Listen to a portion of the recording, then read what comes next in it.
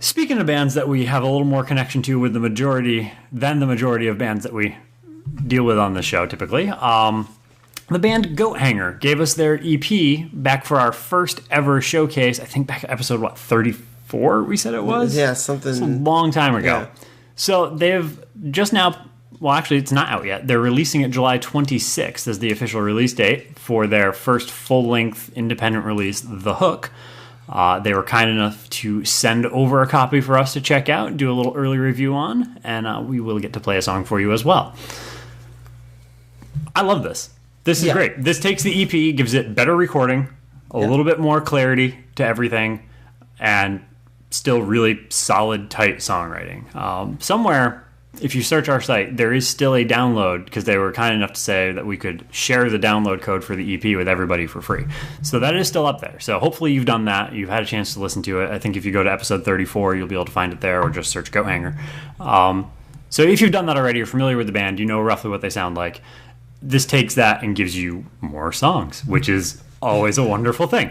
I mean, it's when I was writing back and forth with Tim, when I saw that I was like, oh, I wonder what Goathanger's up to. And I went to their Facebook, it's like, oh, we're about to record a new album. I was like, oh shit, I'm going to email them. And they were super stoked about it. They're like, it's going to sound massive. You know, we'll definitely hook you up. And it does. It's a nice, big, heavy production. They totally nailed that. There's depth to it. There's just enough width to it. It's rich, but nothing's booming or anything. And that's what I was saying about Origin. You listen to Shuffle. This is an independent, unsigned band putting out their debut versus Origin, nuclear blast band, 6 albums in.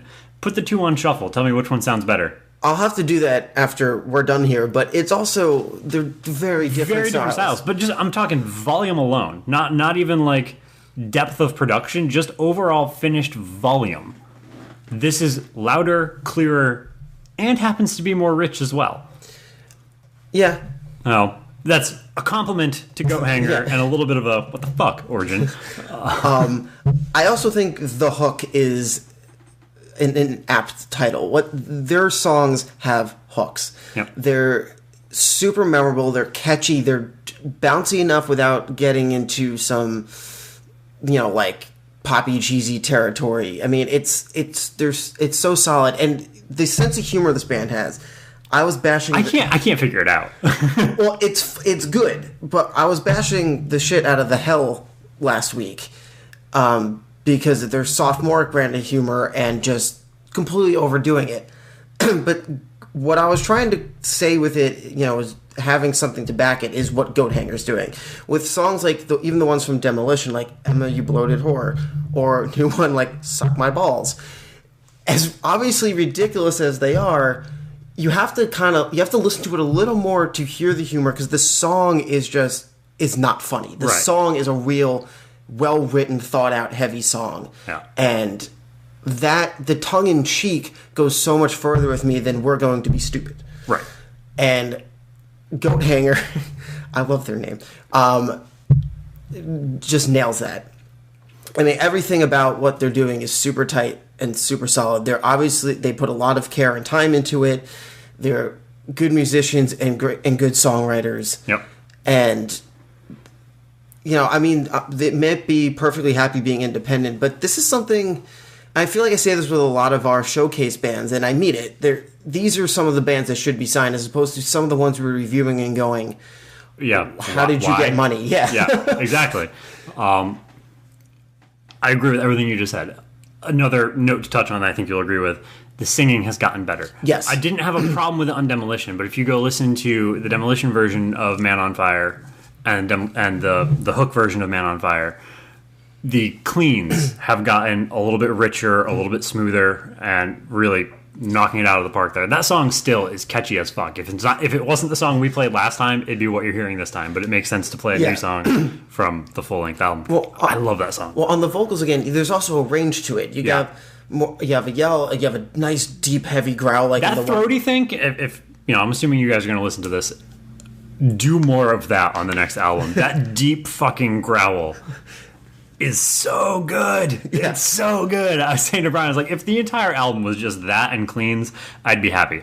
I like the amount of range it has. I like his higher range scream. His kind of mid-range Phil Anselmo kind of Pantera-esque vibe is great. And that's the majority of what you get. And it stretches into a higher one. And every now and then reaches into this just like low, dripping, guttural one. I want more of that. I have no problem with anything else that's on the album, but that just hit me every time. And it's a range they use to fit what's going on in the song, to fit the emotion of it, as opposed to just, we have a vocal range. And because I feel, I guess I've never really thought about it much before, but a lot of bands we listen to that might have a range to their vocalists seem to just use it to use it. It doesn't necessarily fit what they're doing. Yeah. They seem to be, the more mid-tempo, riffy, bouncing stuff is mid-range, his normal voice. When it gets to something a little more blasty, a little faster, the voice goes higher to fit. Right. And when it drops to a breakdown, such as Suck My Balls, where it hits like the best out-of-nowhere transition into a breakdown, it's just this like fucking guttural, wet-sounding scream. Wet. And that, it's that's what it sounds like. It sounds like really wet and throaty. It's great. I love this. Yeah. This is a review, right? It's not a showcase, so we're giving it a number? Yeah. Okay, 4. It's great. Yeah, I'm giving it the same. This is solid 4s. And for those of you who are in Australia, or I guess in their neck of the woods, they are doing a release show on July 26th. So last we saw, we'll post links to their Facebook, and there you can get more info on that. Now, do we know, did you talk to them in your back and forth to find out if it's going to be up on Amazon or iTunes, or if they have a Bandcamp page where people can buy it in the States, since that's where the majority of our listeners are? I didn't get those details, but I will find out and post it, because I'm sure they will be. If they are releasing it digitally, there are CD versions they printed. So you might be able to mail order it, and also obviously pick it up in person if you're in their area. All right, so we'll find out the means of which you can get it, and we will put a sidebar over on the site, as always, so you can click through and pick it up yourselves. We're going to play a song for you. This is the lead track off the album The Incredible Killing Game Show from Goathanger's debut release, The Hook. Check it out.